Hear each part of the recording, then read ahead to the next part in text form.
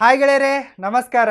ನಾನು ನಿಮ್ಮ ಸತೀಶ್ ಕುಮಾರ್. ಇವತ್ತಿನ ಎಪಿಸೋಡ್ನಲ್ಲಿ ನಾನು ಬೆಸ್ಟ್ ಪೇರೆಂಟಿಂಗ್ ಟಿಪ್ಸ್ಗಳ ಬಗ್ಗೆ ಡಿಸ್ಕಸ್ ಮಾಡ್ತಾ ಇರುವೆ. ನಮಗೆ ಮಕ್ಕಳು ಮಾಡೋದು ಗೊತ್ತು, ಬೆಳೆಸೋದು ಗೊತ್ತು, ನಿನ್ನ ಕೆಲಸ ನೋಡು ಅಂತ ನೀವು ನನ್ನ ಬೈಕೋಬಹುದು. ಬೈರಿ, ನೋ ಪ್ರಾಬ್ಲಮ್.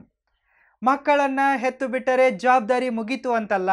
ಮಕ್ಕಳನ್ನು ಸರಿಯಾಗಿ ಪೋಷಿಸಿ, ಅವರಿಗೆ ಒಳ್ಳೆ ಸಂಸ್ಕಾರ ಕೊಟ್ಟು ಸರಿಯಾಗಿ ಬೆಳೆಸಿ ಅವರನ್ನು ನಮ್ಮ ದೇಶದ ಸತ್ಪ್ರಜೆಯನ್ನಾಗಿಸುವುದು ಪ್ರತಿ ಪಾಲಕರ ಕರ್ತವ್ಯವಾಗಿದೆ. ಇದನ್ನು ನೀವು ನಿಭಾಯಿಸಲೇಬೇಕು. ಮಕ್ಕಳನ್ನು ಸಾಕುವುದಕ್ಕೂ ಮಕ್ಕಳನ್ನು ಪೋಷಣೆ ಮಾಡುವುದಕ್ಕೂ ಅಜಗಜಾಂತರ ವ್ಯತ್ಯಾಸವಿದೆ.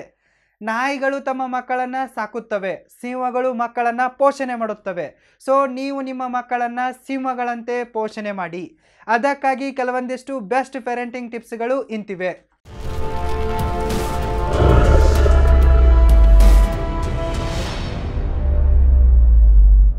ಗೆಳೆಯರೇ, ಬೆಸ್ಟ್ ಪೇರೆಂಟಿಂಗ್ ಟಿಪ್ಸ್ಗಳ ಬಗ್ಗೆ ಡಿಸ್ಕಸ್ ಮಾಡುವುದಕ್ಕಿಂತ ಮುಂಚೆ ನಿಮಗಾಗಿ ಒಂದು ಇಂಪಾರ್ಟೆಂಟ್ ಆಗಿರುವ ಇನ್ಫಾರ್ಮೇಷನ್ ಇದೆ. ಈಗಾಗಲೇ ನಮ್ಮ professional video editing course launch ಆಗಿದೆ.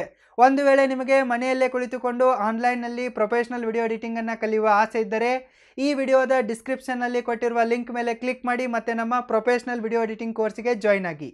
ಇಲ್ಲವೇ ಸೀದಾ www.roaringfilmschool.comಗೆ ವಿಸಿಟ್ ಮಾಡಿ. Tip number 1, let them try and learn. ನಿಮ್ಮ ಮಕ್ಕಳನ್ನು ಕಟ್ಟಿ ಹಾಕಬೇಡಿ, ಎಲ್ಲದಕ್ಕೂ ನಿಮ್ಮನ್ನೇ ಕೇಳುವಂತೆ ಮಾಡಬೇಡಿ. ಅವರಿಗೆ ಟ್ರೈ ಮಾಡಿ ಕಲಿಯುವ ಅವಕಾಶ ಕೊಡಿ, ಮಿಸ್ಟೇಕ್ ಮಾಡಿ ಕಲಿಯುವ ಚಾನ್ಸ್ ಕೊಡಿ. ಅವರಿಗೆ ಎಲ್ಲವನ್ನ ರೆಡಿಮೇಡ್ ಆಗಿ ಕೊಡಬೇಡಿ. ಅವರಿಗೆ ಎಫರ್ಟ್ ಹಾಕುವುದನ್ನು ಕಲಿಸಿ. ನಿಮ್ಮ ಮಕ್ಕಳಿಗೆ ಸ್ವಲ್ಪ ಸ್ಟ್ರಗಲ್ ಮಾಡಿಸಿ. ಅಂದಾಗಲೇ ಅವರು ಇಂಡಿಪೆಂಡೆಂಟ್ ಆಗುತ್ತಾರೆ, ತಮ್ಮ ಲೈಫಲ್ಲಿ ಸೆಟ್ಲ್ ಆಗುತ್ತಾರೆ. ಇಲ್ಲವಾದರೆ ಅವರು ಪಪ್ಪು ಆಗುತ್ತಾರೆ. ಅದಕ್ಕಾಗಿ ನಿಮ್ಮ ಮಕ್ಕಳಿಗೆ ಎಲ್ಲವನ್ನ ಟ್ರೈ ಮಾಡಿ ಕಲಿತುಕೊಳ್ಳುವ ಚಾನ್ಸನ್ನು ಕೊಡಿ. Let them try and learn. Tip number 2, give them financial knowledge. ನಿಮ್ಮ ಮಕ್ಕಳಿಗೆ ಸರಿಯಾಗಿ ಫೈನಾನ್ಷಿಯಲ್ ನಾಲೆಜನ್ನು ಕೊಡಿ. ಹಣ ಹೇಗೆ ಹುಟ್ಟುತ್ತದೆ, ಹಣದ ಮಹತ್ವವೇನು, ಹಣದ ಸೀಕ್ರೆಟ್ಸ್ಗಳೇನು ಎಂಬಿತ್ಯಾದಿ ವಿಷಯಗಳ ಬಗ್ಗೆ ನಿಮ್ಮ ಮಕ್ಕಳಿಗೆ ಸರಿಯಾಗಿ ಹೇಳಿಕೊಡಿ.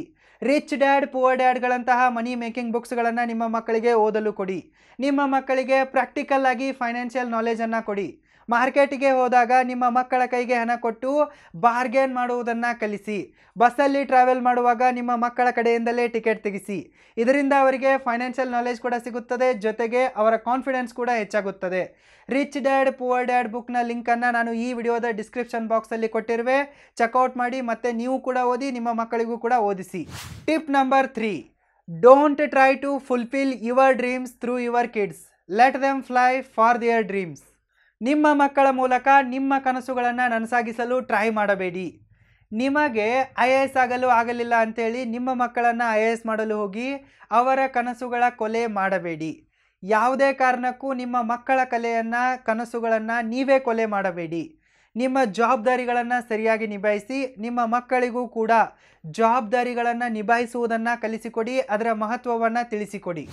Tip number 4, don't compare your kids with others. Boost their self confidence. ನಿಮ್ಮ ಮಕ್ಕಳನ್ನು ಯಾವುದೇ ಕಾರಣಕ್ಕೂ ಬೇರೆ ಮಕ್ಕಳೊಂದಿಗೆ ಕಂಪೇರ್ ಮಾಡಬೇಡಿ. ಇದರಿಂದ ಅವರ ಸೆಲ್ಫ್ ಕಾನ್ಫಿಡೆನ್ಸ್ ಕಮ್ಮಿ ಆಗುತ್ತದೆ. ಸಿಲ್ಲಿ ಮಾರ್ಕ್ಸ್ಗಳಿಗೋಸ್ಕರ ನಿಮ್ಮ ಮಕ್ಕಳನ್ನು ಯಾರ್ಯಾರೊಂದಿಗೆ ಕಂಪೇರ್ ಮಾಡಬೇಡಿ. ಅವರ ಕನಸುಗಳ ಕೊಲೆ ಮಾಡಬೇಡಿ. ನಿಮ್ಮ ಮಕ್ಕಳನ್ನು ಬೇರೆಯವರೊಂದಿಗೆ ಕಂಪೇರ್ ಮಾಡಿ ಅವರ ಕಾನ್ಫಿಡೆನ್ಸನ್ನು ಹಾಳು ಮಾಡಬೇಡಿ. ಒಂದು ವೇಳೆ ನಿಮ್ಮ ಮಕ್ಕಳು ನಿಮ್ಮನ್ನು ಬೇರೆ ಪೇರೆಂಟ್ಸ್ಗಳೊಂದಿಗೆ ಕಂಪೇರ್ ಮಾಡಲು ಸ್ಟಾರ್ಟ್ ಮಾಡಿದರೆ ಆವಾಗ ನಿಮಗೆ ಯಾವ ರೀತಿ ಫೀಲ್ ಆಗುತ್ತದೆ ಅಂತ ಒಂದು ಸರ್ತಿ ಇಮ್ಯಾಜಿನೇಷನ್ ಮಾಡಿ ನೋಡಿ. ನಿಮ್ಮ ಮಗ ಅಥವಾ ಮಗಳು, ಅಪ್ಪ ಬೇರೆ ಪೇರೆಂಟ್ಸ್ಗಳೆಲ್ಲ ಕಾರಲ್ಲಿ ಸ್ಕೂಲಿಗೆ ಬರ್ತಾರೆ, ಆದರೆ ನೀವು ನನ್ನನ್ನು ಬೈಕಲ್ಲಿ ತಂದು ಬಿಡ್ತಾ ಇದ್ದೀರಾ ಅಂತಂದರೆ ನಿಮಗೆ ಯಾವ ರೀತಿ ಆಗುತ್ತೆ? ಬೇರೆಯವರ ಪೇರೆಂಟ್ಸ್ಗಳು ಕೋಟ್ಯಾಧಿಪತಿಗಳಾಗಿದ್ದಾರೆ, ಆದರೆ ನೀವಿನ್ನೂ ಲಕ್ಷಾಧಿಪತಿ ಕೂಡ ಆಗಿಲ್ಲ ಅಂತ ನಿಮ್ಮ ಮಗ ಅಥವಾ ಮಗಳು ನಿಮ್ಮನ್ನು ಕೇಳಿದರೆ ನಿಮಗೆ ಯಾವ ರೀತಿ ಆಗುತ್ತೆ? ಅದಕ್ಕಾಗಿ ಸಿಲ್ಲಿ ಮಾರ್ಕ್ಸ್ಗಳಿಗೋಸ್ಕರ ನಿಮ್ಮ ಮಕ್ಕಳನ್ನು ಫಸ್ಟ್ ಬೆಂಚ್ ಗೂಬೆಗಳೊಂದಿಗೆ ಕಂಪೇರ್ ಮಾಡಬೇಡಿ.